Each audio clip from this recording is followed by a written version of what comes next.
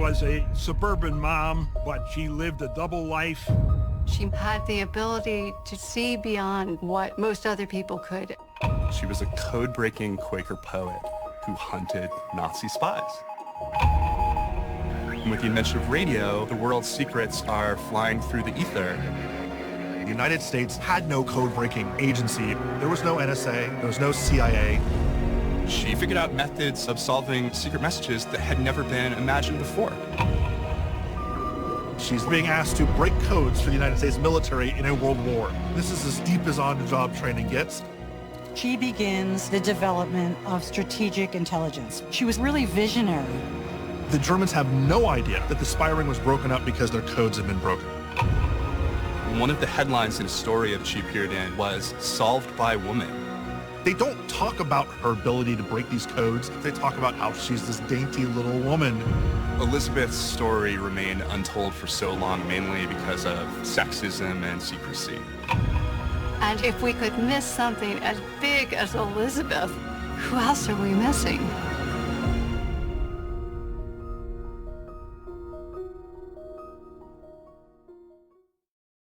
Hello, and welcome to the program. That was a clip from a documentary on Elizebeth Smith Friedman, and she will be the topic of our discussion today.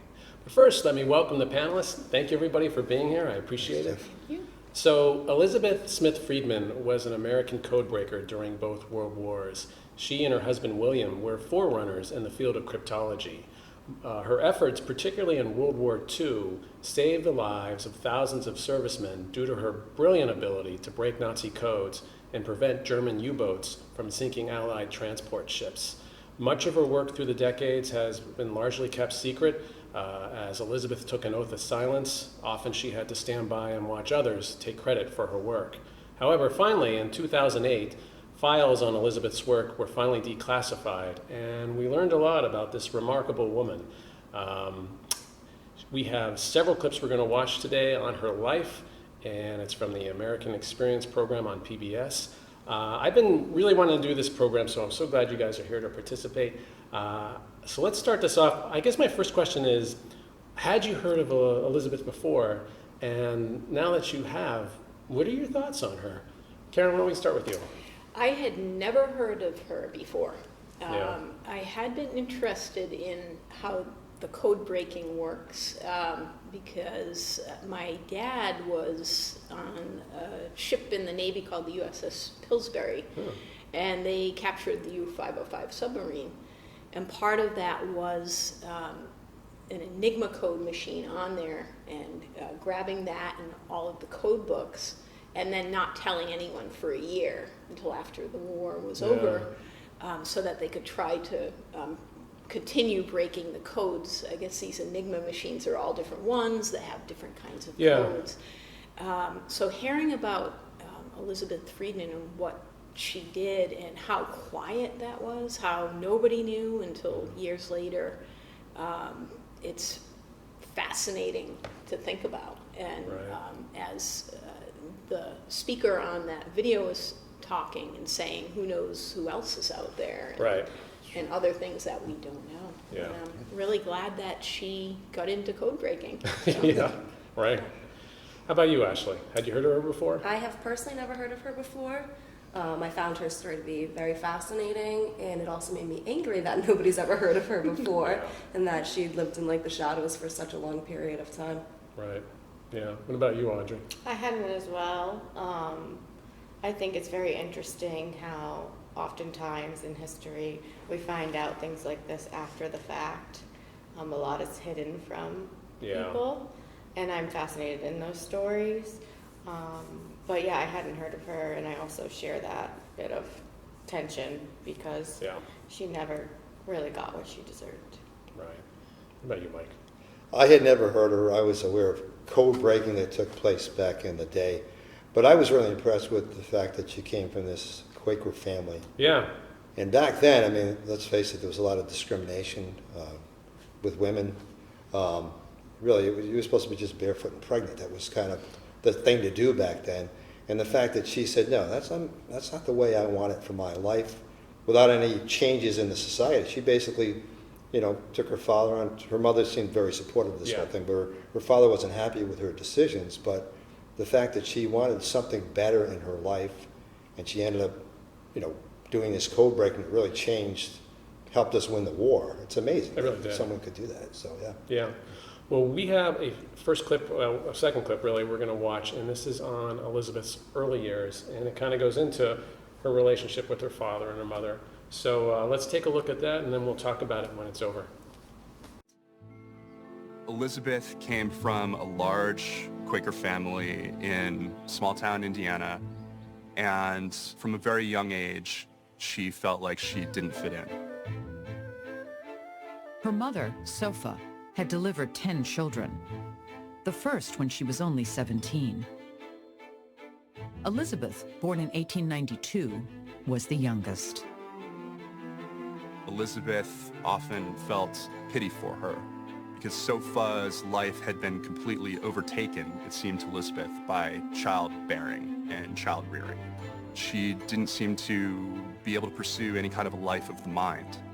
And to Elizabeth, that was horrifying because Elizabeth was a very bookish kid. She loved to read. She loved poetry. She wrote her own poetry. Her father was a Civil War veteran. He saw his youngest as a difficult child, and their relationship absolutely was difficult. Her father did not support her going to college. He was against further education, particularly for women. She manages to talk him into this, and he says she can have the money, but at 6% interest. She has to pay it all back. In college, Elizabeth studied Greek and English literature. When she discovered Shakespeare, she became fascinated by the intricacies of language, sparking a passion that would drive her ambitions. After graduation, Elizabeth pursued one of the few careers available to women at the time and accepted a teaching job at a small Indiana school. She found the work uninspiring and quit after just a year. In June of 1916, she headed for Chicago in search of a new job. 23 and full of dreams, she was hoping to escape the life she had been raised to expect. After a week of effort, she found nothing. With no income and no job prospects, Elizabeth had no choice but to return home in defeat. On her last day in the city, she indulged in a visit to the Newberry Library to see a rare treasure. Shakespeare's first folio, printed in 1623. She's looking at this book of Shakespeare, and the librarian notices and says, "You're interested in Shakespeare, aren't you?" And Elizabeth says, "Well, yes." And the librarian says, "It's funny. There's an odd, wealthy man who keeps coming to the library, and he's looking for somebody to help him with this project, to find some kind of secret that he thinks is hidden in this book." An hour later, George Fabian was standing at her table. At 6'4", 250 pounds, the wealthy industrialist towered over her. He walks right up to Elizabeth, and the first thing he says to her is, "Would you like to come out to Riverbank and spend the night with me?" She has no idea what to say to this. It's the most indelicate question that anyone has ever posed to her. And he grabs her under the elbow, lifts her up. She's tiny, he's huge, and he frog marches her out the door to a waiting limousine, which takes them to the railway station. Wow. Talk about taking a chance. Yeah. I suppose if you're up against a wall on options in life, you will grab at something like that, Like, all right, why don't you spend a night with me?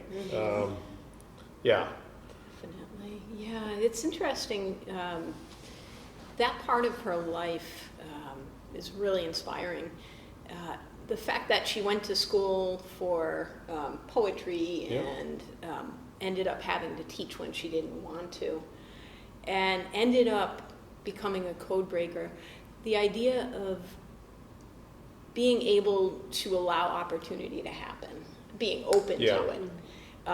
If she had just said, well, I don't like teaching, but I guess I'll just have to do this for the next 30 years, then obviously the code breaking would never happen. So it's really inspiring her spirit, the fact that she said, let me just try this, So, yeah. Right, sometimes you have to do that. And it's interesting, I was reading, and we'll see more about her husband, William, but he had gone to school for, I think, plant breeding and so forth. He had learned different things.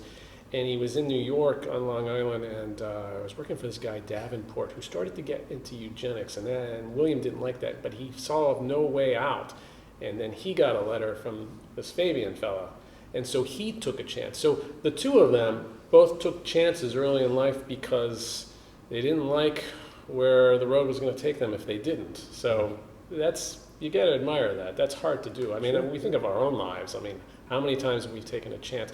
And it may not work out, but you can kind of live with the fact, hey, I gave it a shot, And I think her chances were riskier because she was a woman at that time. Yeah, especially. She's probably confined to certain things that she was expected to study. The teaching roles were only for women, not for women, but women were expected, they were going to work to be something like a teacher.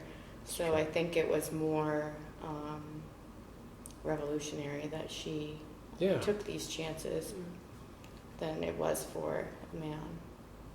It's amazing. Sometimes you just make decisions in life to do something, whatever, change jobs, go to some event, and you end up meeting someone who maybe just changes your direction in life. And fortunately, for this country, you had a woman who basically had that skill to break codes. I mean, that's not a skill that everybody has. She didn't know she had it. Exactly. So it's an undiscovered skill. It's not like she went to school to be trained to be a mathematician where she's going to get these skills. So she had that perseverance and the intelligence to really do what she did. You got to give her really a lot of credit. Again, I never knew anything about her, so she's getting her credit now, but she's dead. I mean, unfortunately, that's what happens in life sometimes. People who are amazing people, you don't hear about them, and then historically things happen, and then they're discovered as this is an amazing person that really helped in so many things with this country. So yeah, I have to think her mother really must have left a really nice impact on her, because she wasn't getting any sort of inspiration from her father, charging her a loan. I wonder if he made his sons in the family, when they went to college, pay for a loan. It's interesting because it's made it seem like he didn't agree with that extra set of learning for anybody. Yeah. But the fact that it was like a woman especially that wanted to take her career or her education further than what it already was just like, nope. If that's what you want, then I'm going to charge you extra money for it. He's a great guy. Yeah. But this is back in the day where, again, women, they weren't even given options. I mean, you think about today, it's a lot different. There's more opportunities. She already had so many walls up against her. Right. So it's like to make that decision and push to get where you want to be. It's really amazing. Yeah, and not only to push against it as a woman, I think there's a lot of, unsaid rules about being a child to parents and making your parents proud. Mm-hmm. She pushed beyond being a woman and wanting things, and she knew her worth beyond what her parents expected of her, and she pushed beyond that, so she really was. Yeah. And seeing her mother be that kind of woman that was just stay at home, work on the house, clean, breed children basically. She said, that's not the life that I want. You know, I mean, I look at my parents and I'm like, that's not how I want to do things, so I'm going to change things, and that's pretty much what she did. Mm-hmm. She didn't. But I feel like her mother knew that. Her mother's like, listen, it's too late for me. Yeah. Mm-hmm. But you go do it. Go out there. Yeah. And that's a good mom. Yeah, exactly. Who just wants her kids to be happy.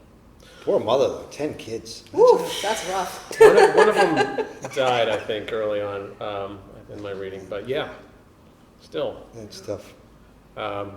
Well, she's at Riverbank, and we're going to learn some more about what goes on there and her meeting her husband and so forth. Let's take a look at the next clip. Soon, Elizabeth was wandering the grounds of Fabian's vast Riverbank estate, nestled on 350 acres of rolling hills in Geneva, Illinois. George Fabian had so much money that he could do essentially anything that he wanted. And what he wanted to do was to build a playground for science. He would go out and hire some of the leading scientists of the day, bring them to riverbanks and tell them to be spectacular. What captured most of Fabian's attention, however, was a literary project focused on proving that the works of William Shakespeare had been written by another author, the Elizabethan philosopher and scientist Francis Bacon. Fabian had this belief that William Shakespeare didn't write Shakespeare, that actually Francis Bacon had written a code within the Shakespearean plays that demonstrated that Shakespeare was not the author that Bacon actually was. Fabian assigned Elizabeth the job of ferreting out the secret messages he believed Bacon had implanted in the text. Excited by the challenge, she first had to master a method of encoding messages invented by Francis Bacon in 1623. In the Bacon system, each letter of the alphabet was assigned a combination of the letters A and B in groups of 5. Essentially what he did is he said, okay, I'm going to take every letter of the alphabet and break it down into a binary system of A's and B's. The letter A would turn into 5 A's, A. The letter B was A. The letter C, and so on. And this is what the legend was, that the first Shakespeare folio had this code written in 2 different typefaces throughout. Once the differences in the typeface were identified and the letters sorted into clusters of 5, a hidden message would be revealed. The work was tedious, but Elizabeth discovered she had the patience to stare at characters on a page for hours on end. Her work with the Shakespeare manuscripts would bring her together with the young man who was photographing and enlarging the Shakespeare texts, William Friedman. There are a lot of photos of just Elizabeth, and you can tell that William is gazing down at his camera into the glass and seeing an image of her.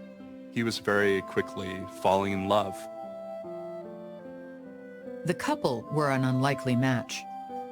She was a Quaker from the Midwest, and he was a Jewish immigrant from Russia. Working across from each other day by day, they began digging into Fabian's collection of code-breaking books, exchanging insights and ideas. As they began to master rudimentary skills, however, they saw little indication of embedded codes in the Shakespeare manuscripts. In May of 1917, Elizabeth and William stole away from Riverbank to get married in Chicago. The newlyweds hoped to start a new life away from Riverbank. World events, however, would upend their plans. Well, there you have it. It was very unusual for a Quaker and a Jewish man to get married during that, and their families, they didn't quite like that. It's probably still unusual a little bit today, I would imagine, but yeah, especially then. So, what are your thoughts about this Riverbank and this eccentric millionaire? And yeah, he was definitely eccentric, that's for sure. It kind of reminds me of like Michael Jackson Ranch. What do you have? Ever or whatever it's called. Very eccentric guy, obviously. Yeah. So for her to take a risk and go to that ranch or whatever it's called, pretty strange. But again, it worked out for her. But I think he sounded like he may have been a control freak. I'm sure he wasn't easy to deal with. He was. In fact, he wasn't a real colonel. It was bestowed on as an honor from the Illinois governor for something. He wasn't even in the military. But Fabian liked it so much he insisted on people calling him colonel. And I'm like, he reminds me, it's like an Elon Musk situation. Yeah. There you go. Yes. You know, Yeah. like just someone with a lot of power and money, but like kind of out of left field, you know. Right. But I think that those people still, even though they're a little tapped in my opinion, they do have an imagination that maybe she saw, Right. and she knew, you know, if he has all this money and stuff, that it was, even though it didn't seem like a more of a solid chance or idea, it might have been one because he had that power, that imagination, that wealth to kind of create anything he wanted to. And at that point, she had nothing to lose. Exactly. Right. So Exactly. that's the biggest thing. Yeah. And it's almost, I don't know if it would be the beginning of it, but it feels like the beginning of conspiracy theories as far as, I think Francis Bacon wrote this. Yeah. Look at the letters, and then reading about how they used to print back then. Right. If a letter hit the paper wrong, it would add a tail. Right. So chances are most It's of so those random. different font things were just because, the guy who was printing that day, the Yeah. letter went down a little hard. So It was, and I wrote that down. It was an idea of a woman named Gallup. I forget what her name was. Elizabeth Gallup. Yeah, Elizabeth Wells Gallup. She was older. She was more kind of an elderly woman at that riverbank at the time, but it was Fabian thought she was onto something. But you're right. It's just 1600s. The printer putting wood blocks in. Exactly. I mean, right. But again, it helped her learn, a skills that she didn't even know she had. Right. Exactly. It's almost like these eccentrics, like you mentioned, Elon Musk, like that eccentricity, and then also a little bit of madness, how that can actually make things happen. Like, even though it's like, that person's crazy, I can't believe they're doing that, then looking what comes out of it, like recognizing that. Yeah, just having the resources to investigate the fonts is just like kind of. He apparently inherited his money, and he just had all this. I read this book, and she's actually a speaker in some of the clips. The woman Allspice Fierce, and she goes into Fabian a little bit. He was a controlling fellow, though, and apparently he had this wicker chair that he hung near an outside fire pit, and he would just sort of bawl people out when he got angry about something, and everybody at Riverbank called it the hell chair.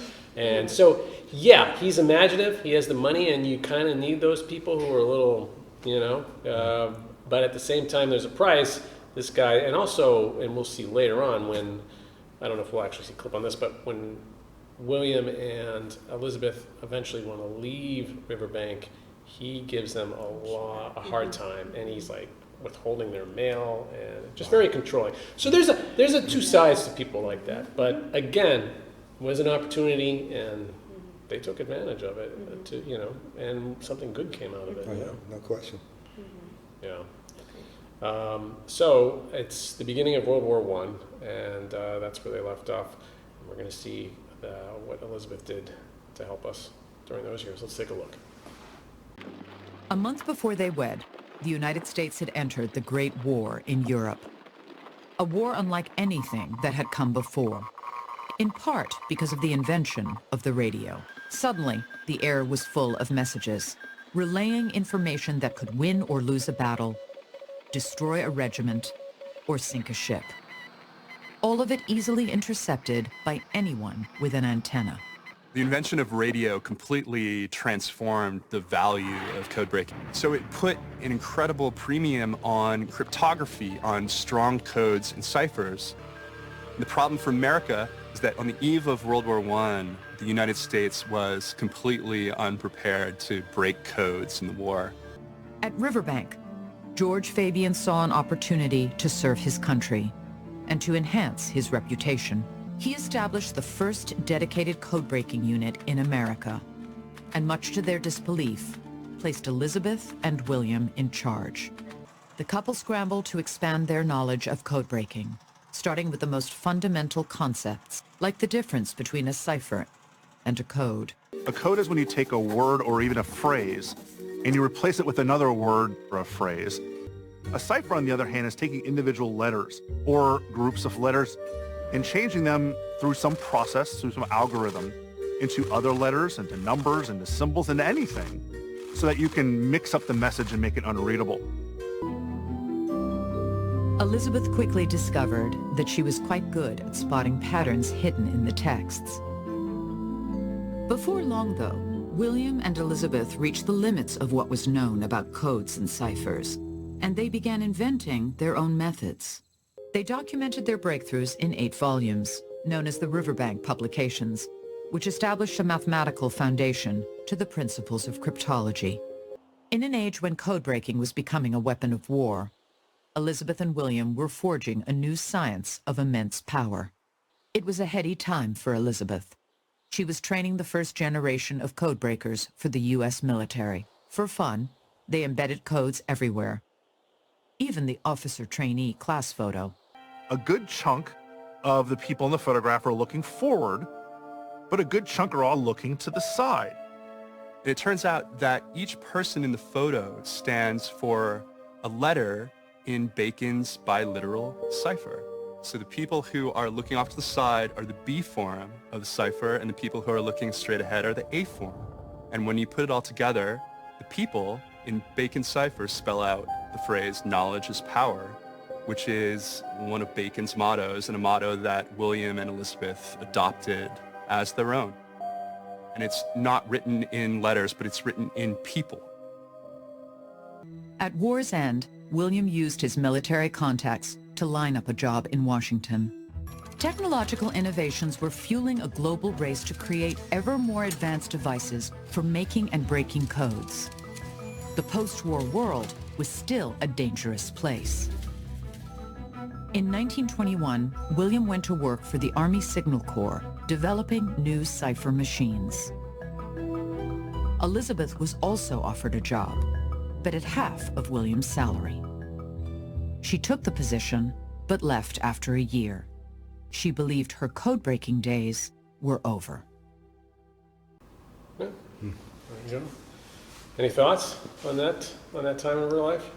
Well, I would just say, you know, as far as Elizabeth, after reading all this and seeing the clips, I mean, I just have the utmost respect for her as a person, as a woman, as someone who really developed this whole code-breaking, the way to do it. It's amazing. Well, for her to not get credit is, I've never heard of her up until, reading this. Yeah, it's pretty amazing that she wouldn't get credit for this years ago. Yeah, and even then she didn't get credit because Fabian, there was Riverbank Publications that her and William wrote, documented it down. He copyrighted it and claimed it was his. Of course So he did. they had to fight for the longest time to have that changed, but yeah.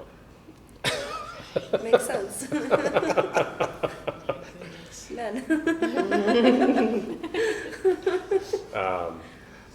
Yeah, and it's really something too as far as how Elizabeth approached code breaking and how William approached code breaking. Yeah, I was thinking and that. Good point. how together like their talents ended up, two minds with kind of different ways of approaching a problem ended up being this really symmetrical way of solving codes.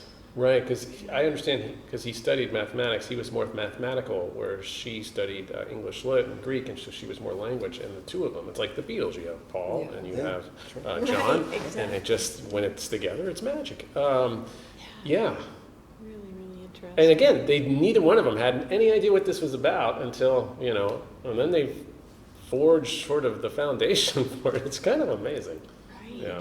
And the fact they served their country, even Yeah. the guy who had the ranch there, what's his name, Highlander, or no, Fairbanks? What is it? Fabian. Fabian. I mean, I was kidding about the ranch, but I mean, you have respect for him. Too. Yeah, he didn't have to. He dedicated, resources. He Yeah. could have said, no, I don't want to do this. I'll just party with my millions. So he served the country. They all served the that's country true. during a really tough time. It was a dangerous time back then. So Yeah. They are an interesting couple when they're together. So, but that kind of irks you at the end, like William gets a job. Well, we'll give her a job as well, but I have to pay. And I realize that's the late 19-teens, early 1920s, and but that's no excuse really still. But again, it's women like her who are paving the way for women of the future to stand on her shoulders, because we still have that problem today. Yeah, we do. Yeah. We do. But I would say it's better.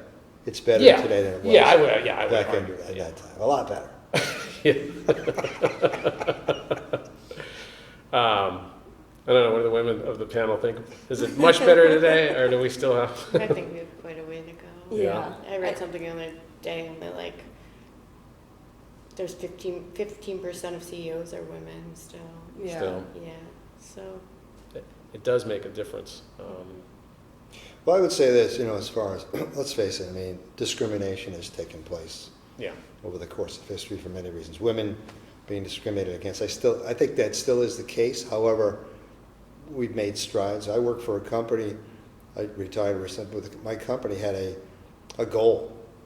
Anytime a CEO position opened, anything in leadership, they wanted to hire a woman. That was one of their goals, hire a woman, hire a minority. So, but again, it takes rules like that to make progress in situations like that, because there is definitely white privilege out there. I mean, over the course of history, if you're some white guy, you have a better chance than most people. That's a fact. But I think we've made strides as a country, as not necessarily the world, but as a country. No question. So it's a painful inching forward, but it does move forward.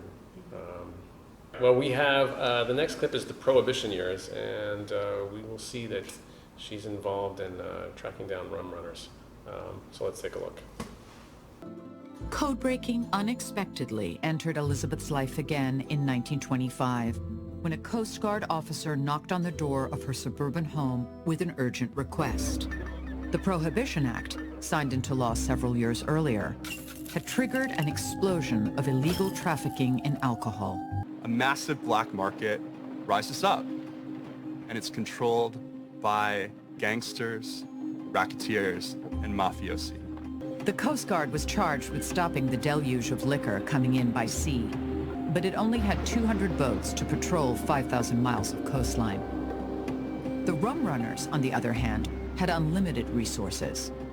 Huge ocean-going vessels served as motherships that stored millions of dollars worth of liquor in their holds. A fleet of smaller crafts, called black ships, would divvy up the cargo and transport it back to shore. Logistics made possible by the use of shortwave radios and sophisticated codes. The Coast Guard officer pleaded with Elizabeth for help. She was no teetotaler, but Elizabeth saw the damage organized crime was doing to the country. During her first 3 months on the job, she single-handedly decrypted 2 years' worth of backlogged messages. She says she ends up looking at about 25,000 intercepts a year. That's just astonishing. It's really a war. Elizabeth, however, was not just decrypting the messages. She was weaponizing the data she was gathering. What Elizabeth does is she begins the development of strategic intelligence. She was able to explain basically to the U.S. government and all of its federal law enforcement agencies what organized crime looked like, how they were doing their job, and how to stop them. Prosecutors called upon Elizabeth to testify against some of the most dangerous men in the country. When Elizabeth took the stand, she was grilled mercilessly by attorneys who worked to undermine her credibility. Whenever Elizabeth tried to explain how she solved the messages, these men would often stand up and object and say that Elizabeth was just making a guess.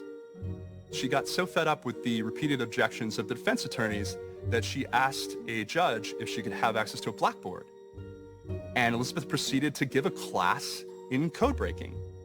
And by the time she was finished, the defense attorneys had nothing else to say.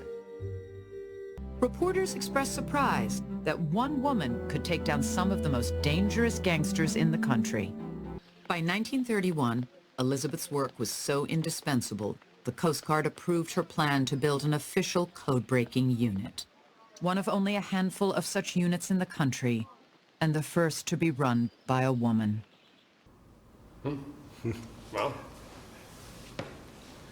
any thoughts on that one?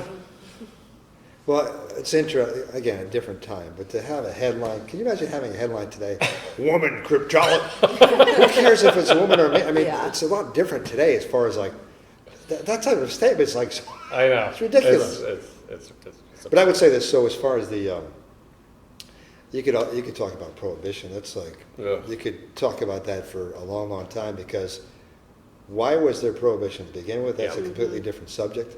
But I mean, the code breaking she did to help break some of these mob-run rum runner businesses or plots, whatever the schemes, it's amazing that she would be able to do that.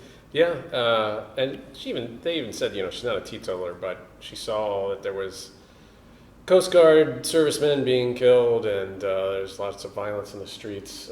So I think that's where she felt like I could be of service.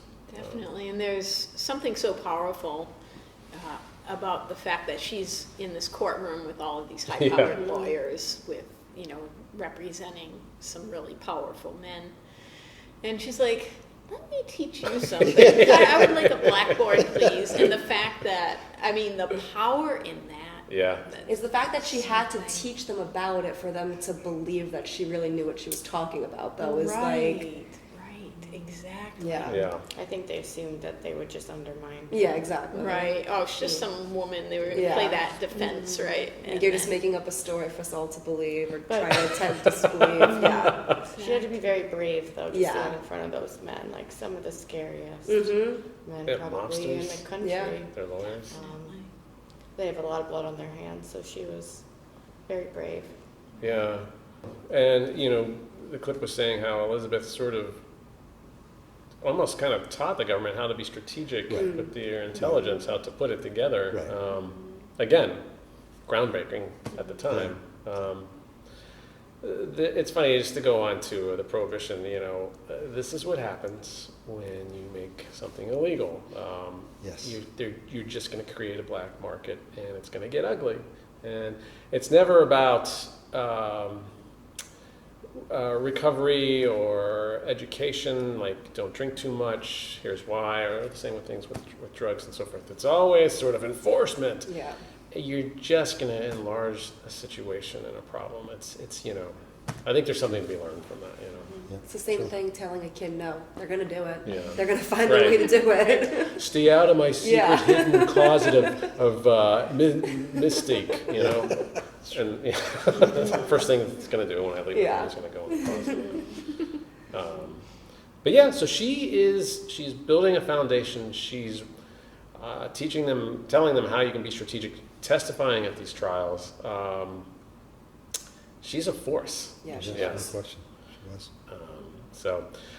So Prohibition eventually ends, and we're going to learn about probably what she's known best for is her work in World War II. And so this will be an interesting clip just to see how valuable her service really was. Let's take a look. In December 1941, after a surprise Japanese attack at Pearl Harbor, the U.S. military immediately ramped up its code-breaking capabilities. Elizabeth's team had just shifted from the Coast Guard to the Navy. Now a military operation, the Navy placed a uniformed officer with much less experience in charge of the unit. The Navy had a rule that women couldn't be in charge of men, and so she had to take a secondary position to a man who wasn't as good as she was. She had to deal with the pain and the frustration of losing leadership of something that she had created, that she had built.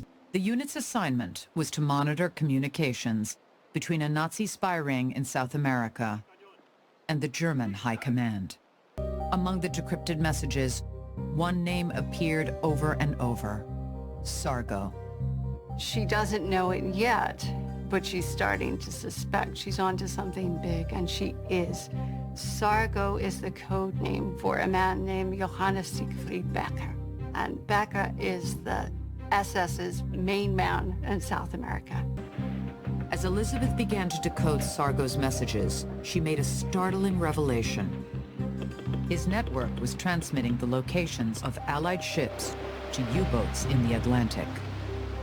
One of the most important intelligence targets for the Germans is information about Allied shipping, because it would be so easy for the Germans to pick off these supply ships one by one.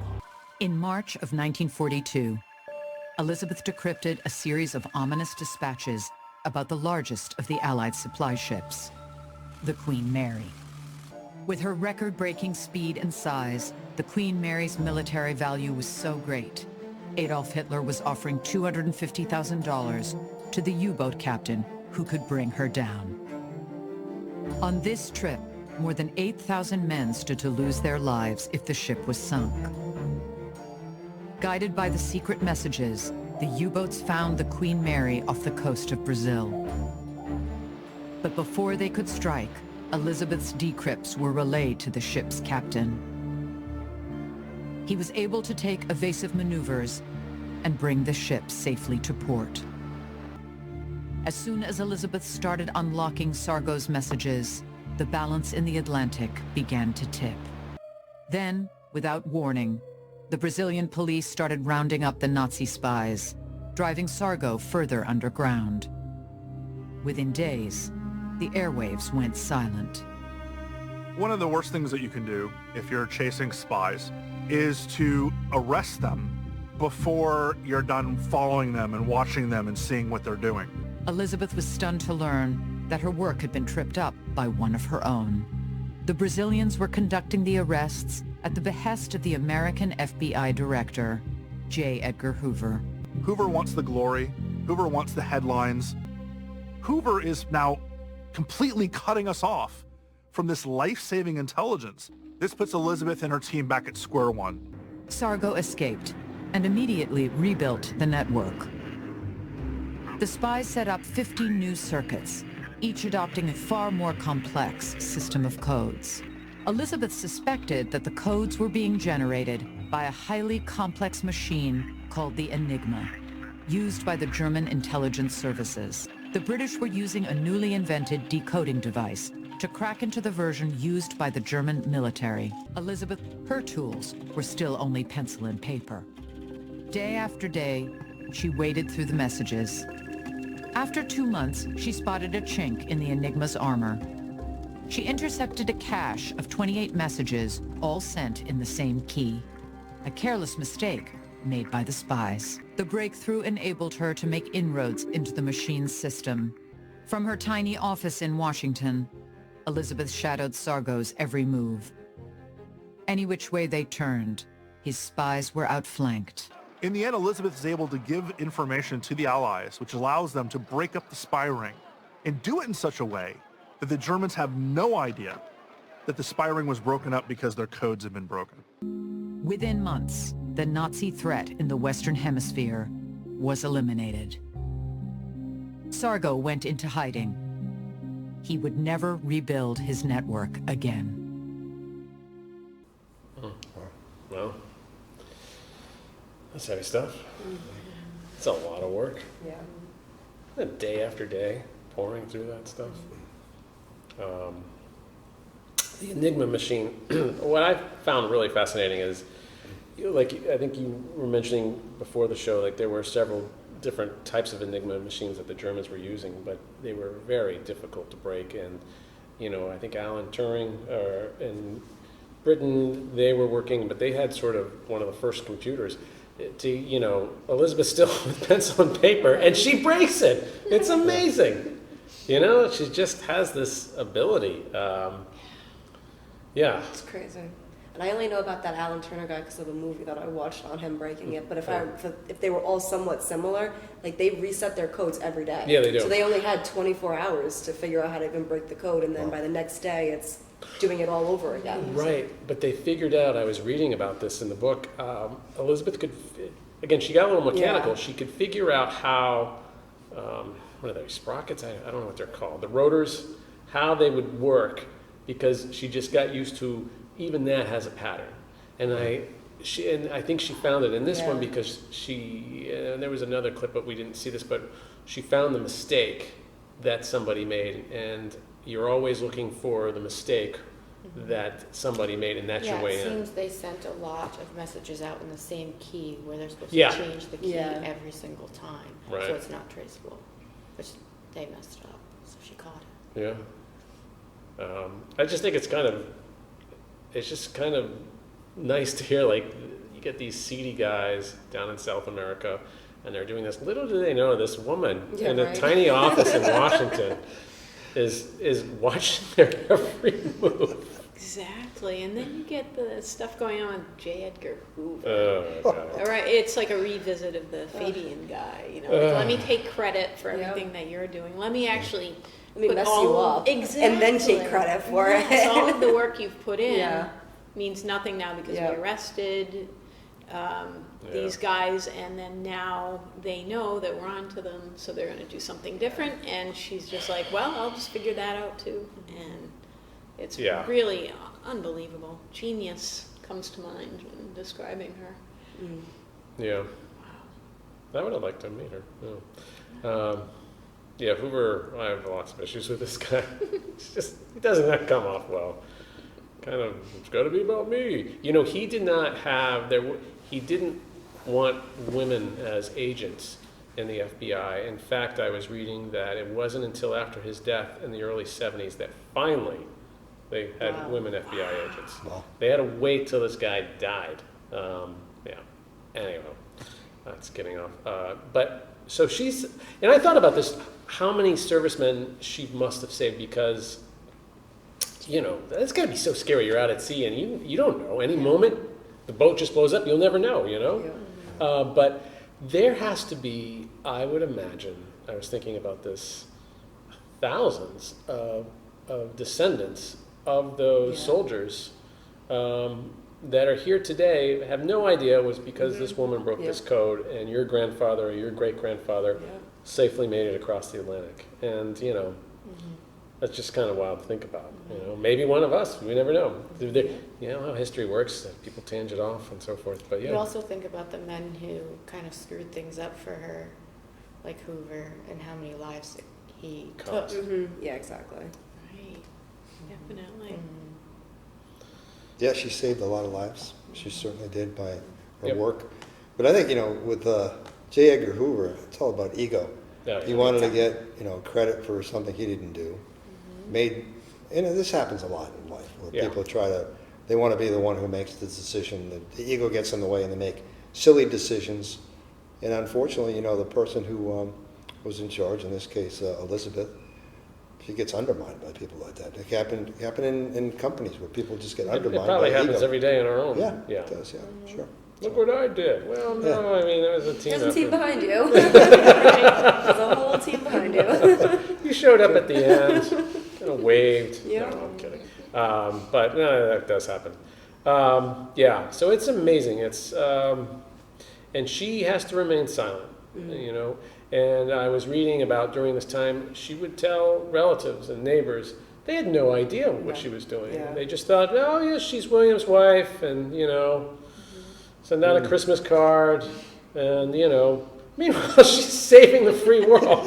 Like, it's amazing. And she kept her oath. I mean, she never, you know, I'm going to brag about myself. She wasn't wired that way, you know. I think she probably wanted something at some point, like, you know, recognition, like just an acknowledgement, doesn't have to be, but, you know, that really never came either, so. Right. You know what I wonder, too, is if she was good about keeping the oath, because maybe in her mind she thought, you never know, I could be like 80 years old and there's some other code that needs breaking. Like, you wonder if it's the code of the Codebreaker. If she thought maybe it's important for me to keep this quiet just in case an opportunity comes up. That's a good point. To do this. But I think being in the, let's admit it, she was in the spy business. And that's a difficult position to be in. I worked for a defense contractor years ago, and we had, you know, top secret clearance, and a lot of these people, they were actually creating code for weapon systems. Yeah. They weren't breaking, they were creating this code. So, but it was very secretive. So, and these guys, I mean, you're talking about wars that are going on at the time. I think it was must have been the Iraq War going on. So they're developing code for defense systems, for guidance systems, which could be the difference between you being killed or the enemy being killed. So unfortunately, it was the business of killing people. That's what it was. Yeah. You're talking about weapon systems. But when you're working for the defense of this country, there's a lot of secretive stuff that goes on. And the old saying, I think it was when it was World War II, World War I, loose lips sink ships. So it was always very secretive. So in the case of Elizabeth, the code breaking, it was secretive. So and she took it seriously. She did. Took it very seriously. So. Yeah, I'm sure part of her knew her safety was kind of at risk, knowing all that. I also wonder too if she just assumed that nobody would even believe her, even if she didn't tell anybody. Like, okay, sure you're breaking codes over here. Having coffee with her someplace. You're just a woman. Sit back down. Right. Women breaks. Yeah. And she brings the blackboard out. Everybody. Let me show you how this works. But also just keeping it a secret that she's the person breaking these codes. Imagine she's the woman doing it. Yeah, exactly. She could have been assassinated. Yeah, they would have 100%, taken her out. yeah. Well, I'm sure they had that problem with the Prohibition. Like they probably, I don't think she had any bodyguards, but they probably had to keep it. Yeah, sure. And in fact, in the book that I read, she did not like press coverage, even on these things that were not top secret like defense, but were like breaking, I think there was a doll case and so forth, where they were shipping opium from China. But she didn't want the spotlight because she felt it put people in danger. Sure. So to what you were saying, yeah. But even to have, again, different times, to have a woman doing that. Yeah. You could think maybe there was conversations within the higher-ups in government saying, well, just have this woman do it. No one will ever think that she could do it. So that was kind of self-serving, even though she was such a talented person. Right. We wanted her. And they saw her. They kept coming for her, knocking on her door, saying, let's do this. And then the thing that really bothered me was, so she heads up this Coast Guard group because of her work during the Prohibition era. She has this code-breaking unit. She's in charge. She's training them. And she's brilliant. Oh, we're going to move it to the Navy because of World War II. Guess what? We're going to put this other guy that you're going to have to answer to in charge. And I don't know how you deal with that. I guess it happens all the time, but that's a real knock, Oh, everything you've just done, that's great, but, I'm going to be in charge. And, anyway. So... that was the World War II years. We're going to look at this. I think we're on our last clip here, and this will be her final years. Talks about William and Elizabeth and their final years. Some of it's going to obviously be sad, but I'll be interested to see what you guys have to say. Let's take a look at it. Elizabeth's work in South America was an astonishing testament to the power of code breaking. But it would be a private and lonely victory. She had signed a Navy oath promising her silence until death. She could tell no one, not even William. And she could do nothing as J. Edgar Hoover took credit for her crowning achievement. He took all the decrypts Elizabeth had sent, all 4,000 of them, and had them stamped with FBI identification numbers, erasing Elizabeth and her team from the official record. It kind of ate at her, but there was very little that she could do. In her Christmas card in 1944, she wrote friends that she was just carrying on a routine Navy job. William added a P.S. Elizabeth was, is, and continues to be the most fascinating woman I've ever known. World War II ended in August 1945. A year later, Elizabeth's unit was disbanded. She was 54 years old and out of a job. Code breaking by pencil and paper had become a thing of the past. Computers were the future. William continued to work for the government. In the early 1950s, he suffered a series of heart attacks and struggled with mental illness. William died of a heart attack on November 2nd, 1969. Though Elizabeth's career as a codebreaker was long over, codebreaking itself was becoming a critical part of keeping the nation safe.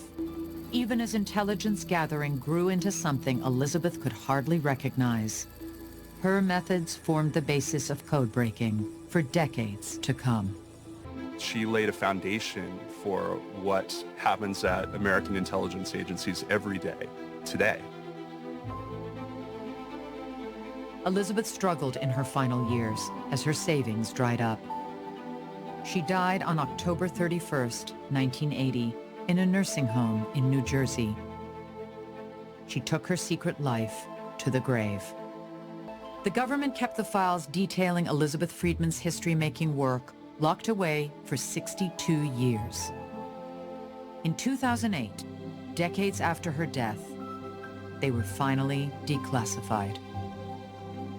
If we could miss something as big as Elizabeth, who is crucial in 2 world wars, who fights crime, who fights the mob, if we missed her, who else are we missing? Okay, well, there you go. She was a remarkable person. I'm glad they finally declassified her files and that we got to learn about her. And I was reading in the book on her tombstone, well, her husband's tombstone. He was buried at Arlington National Cemetery. He had served in the Army. They scattered her ashes there, and so she's on the tombstone as well. And she left. There's a code in the tombstone, and at the bottom they have the words "knowledge is power." By the way, that was a Schoolhouse Rock motto when I was a kid growing up. Right. You know, but the way the fonts are, she put a code in that as well. Wow. Because she knew it when she passed away. This is what I wanted. I'm like, that's quite something. It was their bond. Yeah. Yeah. So Hoover again. Thoughts there? No. Well, I think, again, I think you have these people in charge who want to take credit for the good that happened based on someone else's work. Pretty common in life. That's true. But as I said before, though, the business of being really a spy, in this case code breaking, it's a secret business. So you're not going to get credit where credit's due until if you're probably male or female. If you're male or female, it doesn't really matter. I guess when you're alive, if you're female, maybe it's this. Obviously, more discrimination took place back. But in the end, it's a secret thing going on. I'm happy that they did, declassify those documents, and we see what a great, knowledgeable, talented person this was. Yeah. But again, there's probably a lot of other spies or code breakers historically that we're never going to hear that about. we're never going to get credit for it. The thing, though, that bothers me the most is Hoover's action. Stamping them with FBI. It wasn't even an FBI operation, but taking, so that when it does come out, it'll look like the FBI did it. Well, we finally, they dug deeper, and it actually wasn't. That's the part that annoys me about that. I agree. But yeah.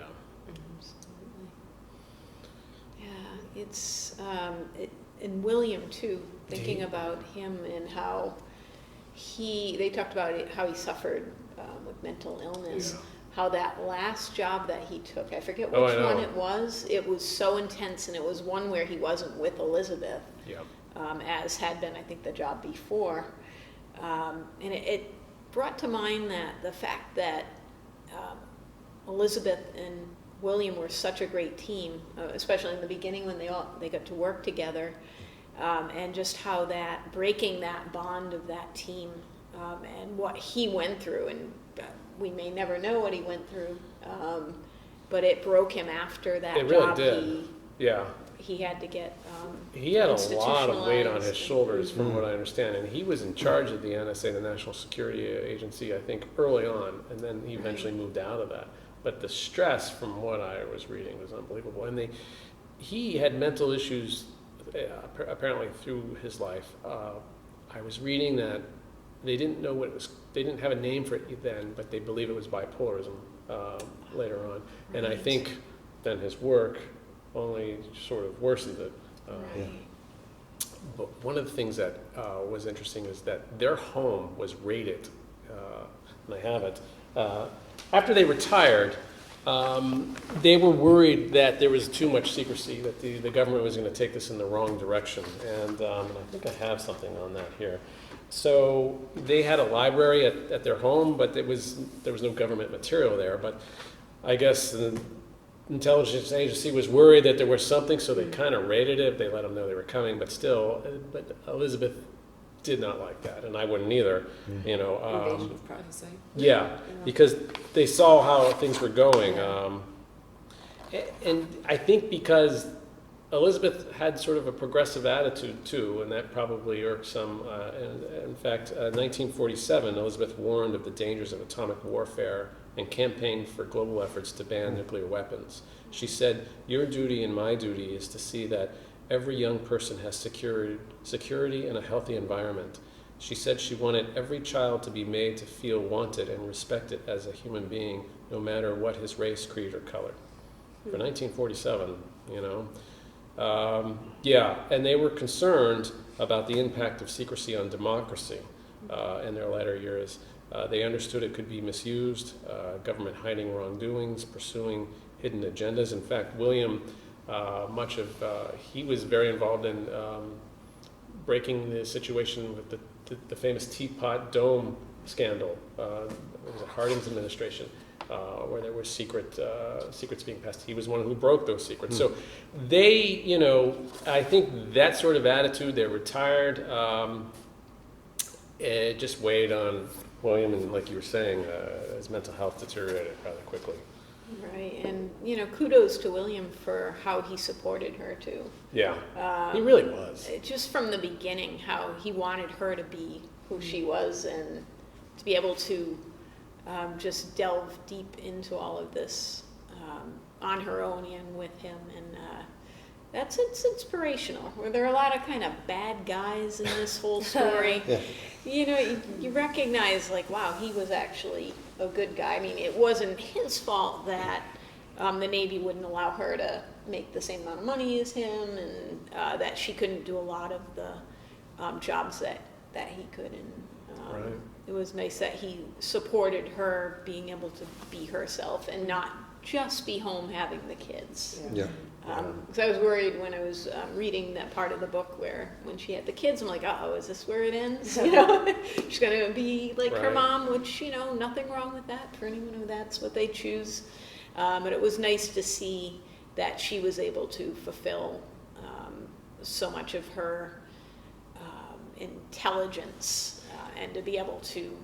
She really Make had a the big life mark. she wanted Yeah. as a little girl. I Yeah. mean, she did it. Yeah. Yeah. Right. Yeah, I think it's also, though, I don't know, a bit contradicting, because I think that when the U.S. government is knocking on your door, you can't really say no. Right. Like, once you got into their secrets and all these people's Yeah. lives on the line, she did want to pursue this type of career, but she also saw the darkness in it as Right. well, because it is dark stuff. And then she was stuck in it. Yeah. It's like a, You can't get a out hole of that it. they have on her Yeah. at that point, Right. Yeah, and it's kind of a sad story where she puts her heart and soul into this career and her talent, but I mean, in the end, she's getting recognition, but she's long gone. It would have been nice if she got that recognition when she was alive. Yeah, exactly. Yeah, that really sat with me. She's in this nursing home in New Jersey, and she takes her secret to the grave. Yeah. Her savings is running out. Little does anybody know this woman, Right? you Like, know, she shouldn't be running out of money. It's hard to live in like the what ifs, but really, like, truly, like, if that was a guy that had done all of that, he would have gotten his recognition before he died. He would have He a would have- pension. and Yeah, I agree. absolutely. He would have taken been care set of. up for life. True. Very true.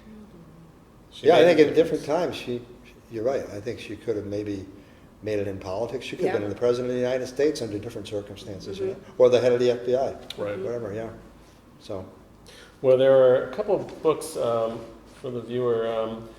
This one is The Woman Who Smashed Codes, and the American Experience episode we were watching clips from, he was a speaker in it as well.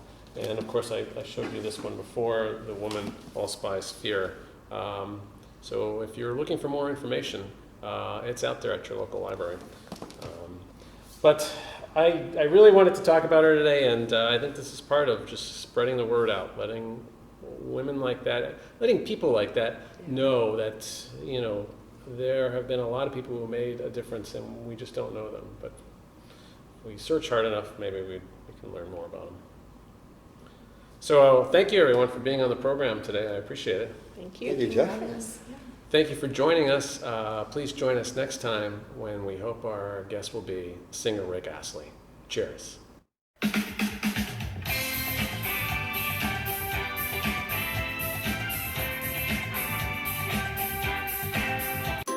Have you ladies ever seen yourself on camera? Or? Like this. Oh, no. I mean, at a talk show? Reminds me of an airplane.